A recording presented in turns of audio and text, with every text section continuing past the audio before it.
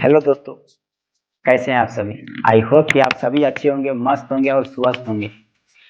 तो आज के इस वीडियो में हम पढ़ने वाले हैं विकर्ण ज्ञात करने से संबंधित सवाल।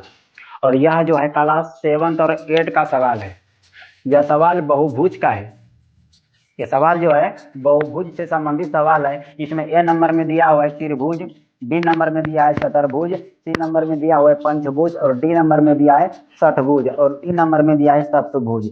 इस सवाल को करने से पहले हमको थोड़ा सा और जान लेना है इसके विशेष में। बहुभुज क्या होता है, भुजा क्या होता है, कोण क्या होता है और विकर्ण क्या होता है।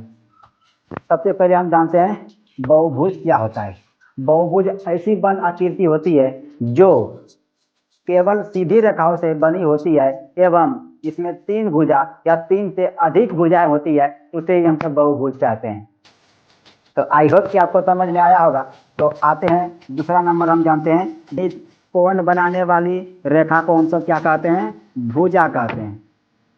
उसके बाद आते हैं हम सब कोण।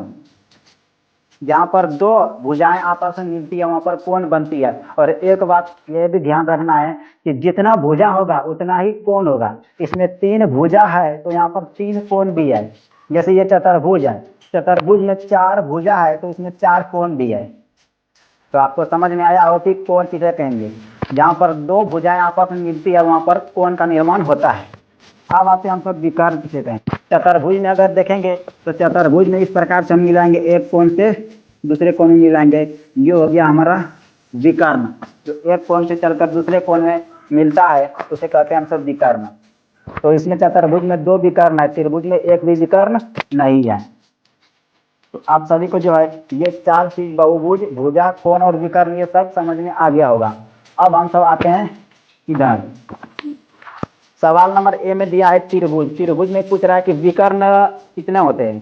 तो त्रिभुज में एक भी विकर्ण नहीं होता। बात करने के लिए हम एक फॉर्मूला हमको याद रहना जरूरी है। वो फॉर्मूला हमारा क्या है, वो फॉर्मूला जो है हमारा है n और n-3/2। यही है n और n-3/2। ये हो गया हमारा। तो इसमें त्रिभुज में कितना भुजा होता है, 3 भुजा होता है। त्रिभुज में कितना भुजा होता है, 3 भुजा। यानी हमारा n का जो मान आ गया, यहाँ से हम सब सवाल को बनाना स्टार्ट करेंगे। सारे सवाल को बनाएंगे हम सब। तो ए नंबर में जो दिया है त्रिभुज, त्रिभुज में कितना भुजा होता है, 3 भुजा होता है। यानी हमारा ए नंबर जो है वो है त्रिभुज। त्रिभुज त्रिभुज में 3 भुजा होता है। तो n बराबर जो हमारा हो गया वो हो गया हमारा 3। तो यहाँ पर लिखेंगे n और n-3/2। तो यहाँ पर हम लिख सकते हैं 3 तो इसको अगर हम करेंगे ये हो गया 3 में 3 न घटेगा तो 0 बटेगा, 2 बचेगा। और इसको अगर गुना करेंगे तो सब में क्या हो जाएगा, ये 0 हो जाएगा। यानी त्रिभुज में हमारा एक भी विकर्ण नहीं है। अब आते हैं हम सब चतुर्भुज। तो 4 भुजा यानी n का मान हमारा हो गया 4। तो हम सब फॉर्मूला पे रख देंगे। तो फॉर्मूला हमारा क्या है, n-3/2। तो यहाँ पर n का मान है 4। तो जहाँ जहाँ पर n है वहाँ पर 4 रख देंगे। तो यहाँ पर भी 4 रखेंगे, -3/2 कर देंगे हम सब। तो होगा 4 और 4 में 3 घटेगा 1/2 हो जाएगा। और इसको हम सब करेंगे बाहर से गुना करेंगे।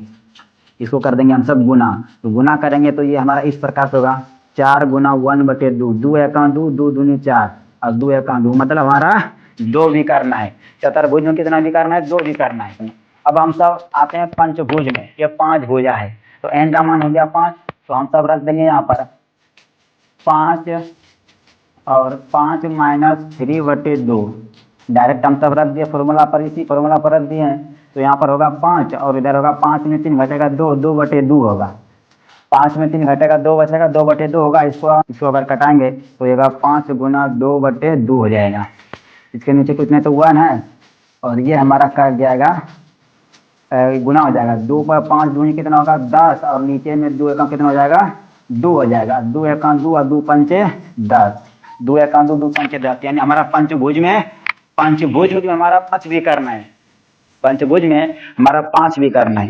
अब क्योंकि इसमें 6 भुजा है तो हम सब यहाँ पर 6 और 6 -3/2। तो ये होगा 6 और 6 में 3 घटेगा तो 3 बटेगा, 3/2 हो जाएगा। और इसको अगर गुना करेंगे 6 गुना 3/2, 3/2, इसके नीचे कुछ नहीं तो 1 है। यहाँ से कटाएंगे 2 एका 2, 2 तिया 6 और 3 तिया हो गया 9, यानी हमारा जो है षटभुज में वो 9 विकर्ण है 7। तो हम सब यहाँ पर रख देंगे 7 और 7 माइनस 3/2, तो 7 कर देंगे, 7 में 3 घटेगा तो 4 बचेगा, 4/2 होगा। और यहाँ पर हम गुना में कर देंगे ऐसे, इसके नीचे कुछ नहीं तो 1 है। यहाँ से कटाएंगे 2 एका 2, 2 दूनी 4, यानी 7 दूनी 14, 7 दूनी 14, यानी हमारा जो है वो 14 विकर्ण इसमें है, 14 विकर्ण इसमें है। इस प्रकार से आपको कितना भी दिया रहेगा, अष्टभुज रहेगा, नवभुज रहेगा, 10भुज रहेगा, इस प्रकार से कितना भी तुमको दिया रहेगा बहुभुज में सवाल बन जाएगा। बस आपको याद रखना है n और n-3/2